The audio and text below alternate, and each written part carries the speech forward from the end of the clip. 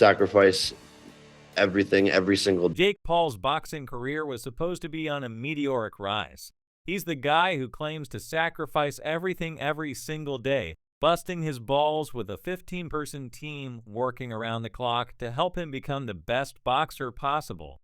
But all that bravado took a severe hit when Jake Paul got knocked out in a sparring session with none other than Mike Tyson.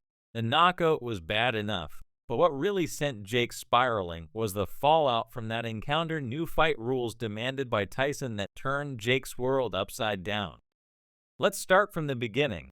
This sparring session didn't just happen out of nowhere. It was a desperate move by Jake Paul's camp after a chaotic press conference that struck a nerve so deep it sent shock waves through Jake's entire brand.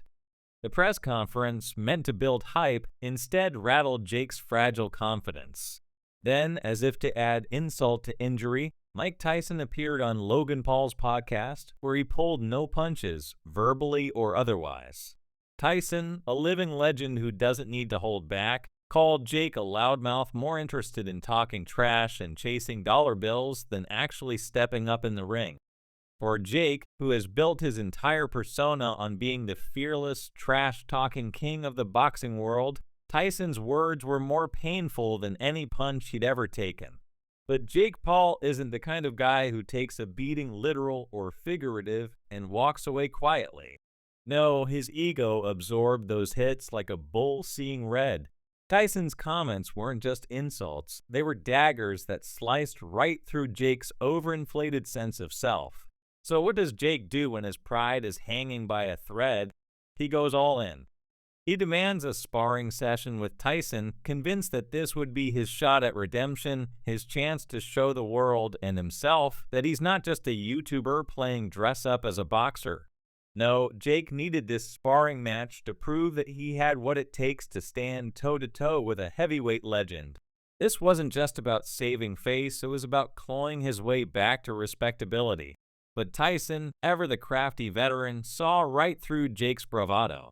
To him, Jake's demand wasn't just a challenge, it was an opportunity, a golden chance to see what this young pretender was really made of. Jake might have thought he was calling the shots, but in reality, Tyson was the one setting the stage. Accepting the sparring challenge was Tyson's way of luring Jake into a trap, a chance to test the kid under real pressure to see if he could handle the heat when the gloves did the talking. Tyson knew that the ring reveals all, and this was no longer just a sparring session, it was a defining moment in Jake's boxing career. Even Tyson's friends were concerned about this matchup. One of them told Jake, "My friend called me don't hurt him." Tyson responded, "You better do that." It was clear that Tyson wasn't going to hold back, and Jake was walking into something far more dangerous than he anticipated. After the sparring session, Tyson wasn't about to step into the ring under the original fight terms, not after what he saw. One of the biggest changes Tyson demanded was a KO-only victory rule, which sent shock waves through the boxing community. Tyson was convinced that Jake's previous TKO wins were sketchy at best, and he wasn't about to let a technicality decide the outcome of this fight. In Tyson's mind, a knockout was the only true measure of a fighter's worth, and he was determined to see if Jake could step up to the challenge. This wasn't just a rule change, it was Tyson throwing down the gauntlet, questioning Jake's legitimacy as a boxer. But Tyson didn't stop there. Knowing that Jake often relies heavily on his corner for guidance, especially when things start going south, Tyson introduced another brutal rule: no corner advice during rounds.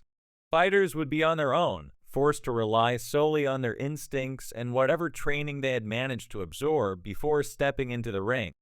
No one to turn to, no one to bail him out when the punches started landing. This rule was designed to strip Jake of his safety nets, to see if he could survive the fight on his own merit. The psychological impact of these changes was like a hammer blow to Jake's already shaky confidence. Tyson's game plan was crystal clear: push Jake so far out of his comfort zone that the young fighter would either crumble or somehow find a way to rise to the occasion. This was more than just a fight, it was a mental and physical test, one that would either make Jake a true contender or expose him as nothing more than a pretender. As the days ticked by, the reality of Tyson's new rules began to set in. Jake Paul, who once strutted around like the king of the ring, was now staring down the barrel of a fight that seemed more like a nightmare. The co-only rule meant there were no easy outs, no way to rely on a referee's mercy. And without corner advice, Jake would be alone in that ring with nothing but his instincts and whatever grit he could muster. Tyson had set the stage for a showdown that would test every fiber of Jake's being. But while Tyson was tightening the noose, Jake was left to grapple with the cold, hard truth of what lay ahead. That knockout had shaken him to his core, and these new rules only added to the pressure. For the first time, Jake Paul wasn't so sure of himself. The bravado, the trash talk, it was all starting to feel a little hollow. He was now facing the very real possibility that he wasn't as invincible as he had always believed. When Jake Paul first got wind of the rule changes, Tyson had managed to push through. It was like getting blindsided by a punch he never saw coming. It was August 25th, 2024, and Jake was in the middle of one of his typical training sessions, probably thinking he was invincible, when his manager, Nakisa Bidarian, dropped the bombshell. The co-only victory rule and the ban on corner advice during rounds hit Jake like a freight train, and not the kind you can dodge. For a guy who's always strutted around like he's untouchable, suddenly finding himself staring down a fight that was more about survival than skill was a reality check he wasn't ready for. The disbelief hit him hard, like a punch to the gut. How could this happen? Wasn't Tyson just an aging legend who should be scared of Jake's youth and strength? Turns out, Jake was wrong, very wrong. Tyson had outmaneuvered him, turning what Jake thought would be his victory lap into a potential disaster. And just like that, the panic started to set in. Jake's confidence, which had always been as loud as his trash talk, began to waver. This wasn't just a tweak to the rules. This was Tyson laying a trap that could expose every weakness Jake had been hiding under layers of bravado. Jake never wanted to keep his frustrations to himself, so he floated onto social media that evening. He took to Instagram stories and Twitter, unleashing a series of rants that were as much about his desperation as they were about anger. He accused Tyson of setting him up, of trying to sabotage him with these new rules. Jake painted Tyson as a bully, an old dog trying to change the game because he was scared of getting beat by a younger, stronger fighter.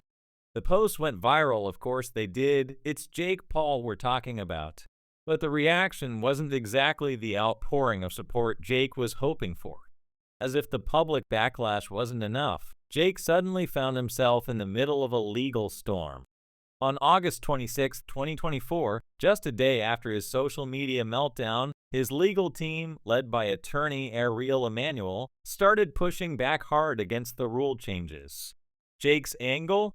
He claimed these new conditions weren't part of the original fight